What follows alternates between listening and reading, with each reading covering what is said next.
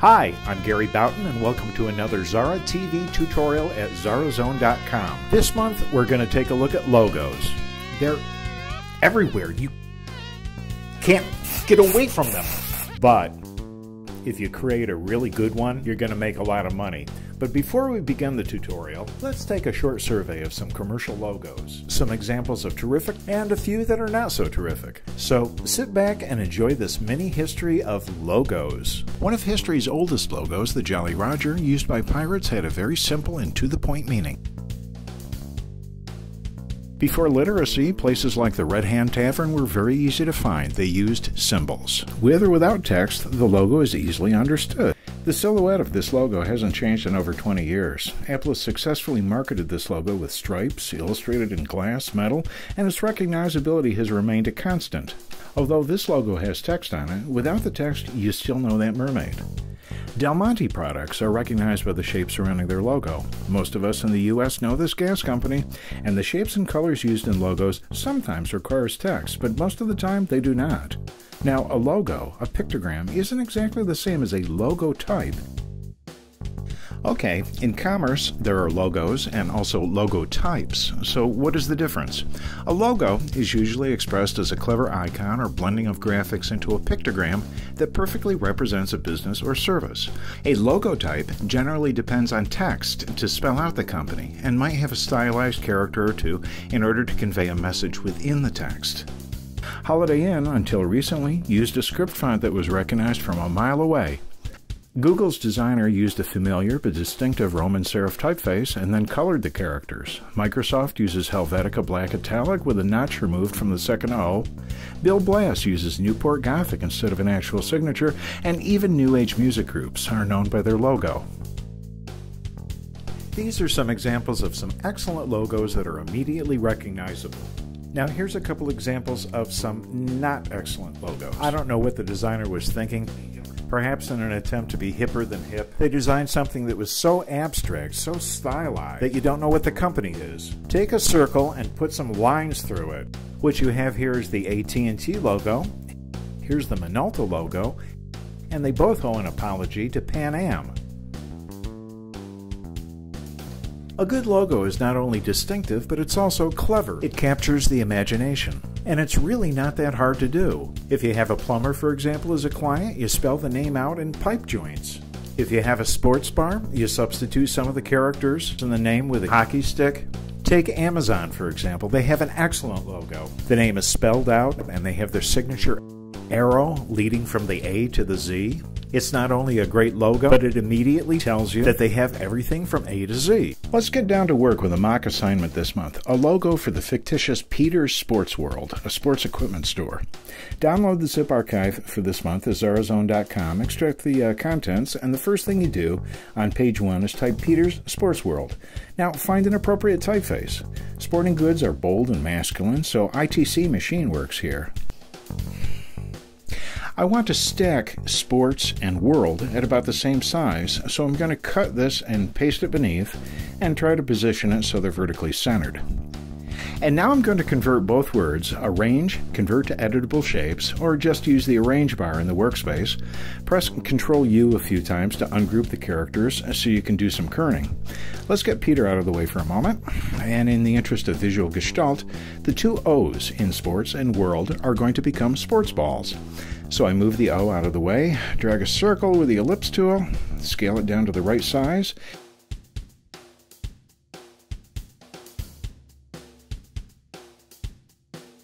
and then I hold Control while I move the text so it remains horizontally aligned.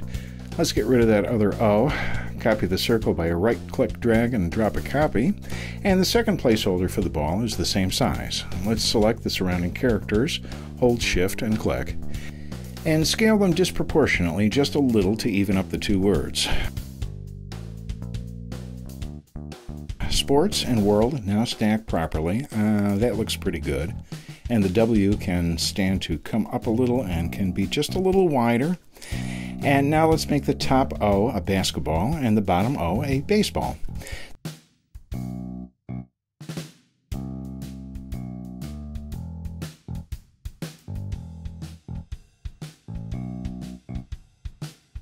The first thing I did was go get a picture of a basketball off the web. This was free clip art. I paste it into this document, right-click over it and lock it so it doesn't move, and now I'll draw over it. The first thing to do is to recreate the pattern, the seams. I used a pen width of 8 pixels.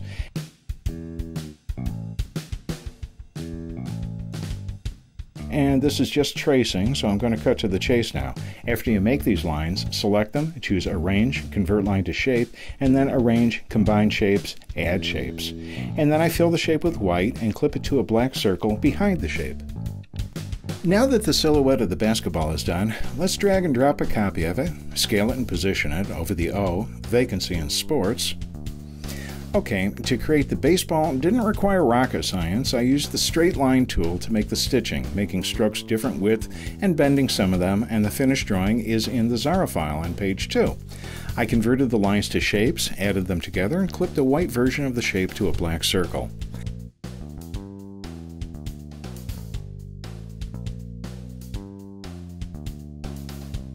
I've copied it to the clipboard, and now I'm pasting it into the document here and scaling it. The nice thing about Xara Designer 7 is the tab document windows. You can move quickly between them. Now that Sports World is done, I'm going to work on Peter. I'd like to thank Nick Curtis for the Team Spirit font you can use. He created a special version for the Xara Group and McGraw-Hill when I wrote the Xara official guide. I'm typing uppercase P, E, T, E, R, apostrophe, S, and to get the underscore to backlash, you press the close parenthesis key.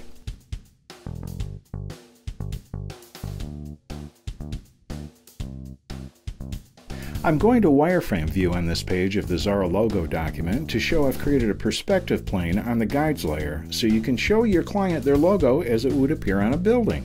I've scaled and added a shadow to the logo, and with some fussing in the extrude tool and matching the lighting in this photo, if I zoom out, this is a pretty handsome previs mock-up, and if you have a good logo, this pre-visualization is the kind of thing that closes a deal. I'll offer now a second approach to the same service, and your materials are on page 3. I'm going to show you how to create Sports World, these words repeating twice, circling around a 3D baseball, a logo not totally unlike the old Universal Motion Pictures logo. What I'm doing here is duplicating Sports World so that it reads World, Sports, not the correct sequence of words, but the center of the string will be the center of the circular banner running around the baseball. Now group all the elements and then create a rectangle around the center. This part is going to show in front.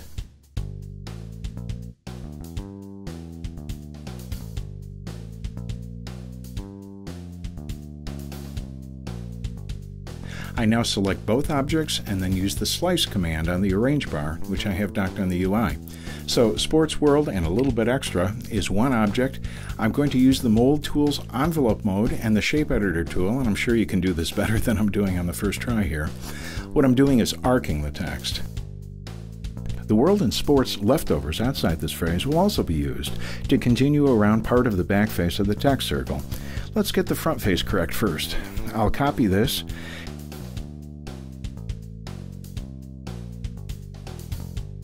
You see what I've done with that original baseball is some blue gradient shading.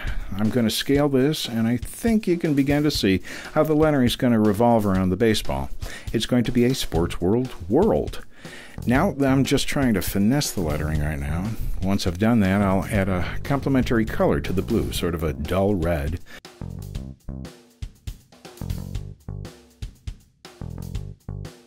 And to embellish this, I take the Fill tool, choose Circular Fill Type on the info bar so the lettering has a little bit of a highlight. Now this is difficult to read, but I'm going to manually create a drop shadow behind the words in a moment.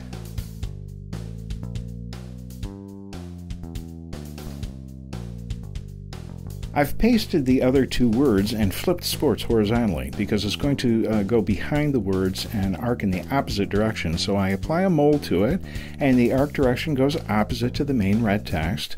I'm moving the center of rotation now, and after zooming in, you can see that this piece looks like a continuation of the text. I think what I need to do now is take the text, which still has its mold,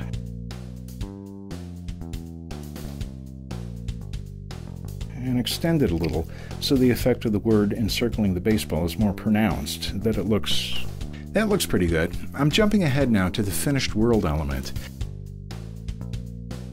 I'm going to drag and drop a copy of the lettering, fill them with black, and apply transparency with the transparency tool. Press Ctrl-Shift-B to put it behind the letters, and Peter's going to be pleased with this. Now I select the baseball, hold Shift and scale it up a little bit, and then right-click to drop a copy while scaling it. Now I give this object a thin outline and no fill, and then use Ctrl-Shift-S to make the circle a simple shape. Now with the Shape Editor tool, I'm going to break the curve at 2 points because I only want a small arc to run Peter's name across, so it becomes an integrated element of the logo. Now I can delete the part of the circle I don't need. I'll type Peter's name again, and let's use a different typeface. I'm going to use Crilly Italic. It's a wonderful typeface that suggests action and sports, and it looks quite masculine. I select it with the Selector tool, Shift-click to add the path to the selection, and then choose Arrange, Fit Text to Curve. Now this is almost there, but Peter's isn't kerned tightly enough now, so we go up to the info bar and tighten up the selected text, and then put the cursor at the front of the text and press space a few times. Go to the Outline Width box and give the group None for an outline. And I think Sports World is a winner. What do you think, Dan?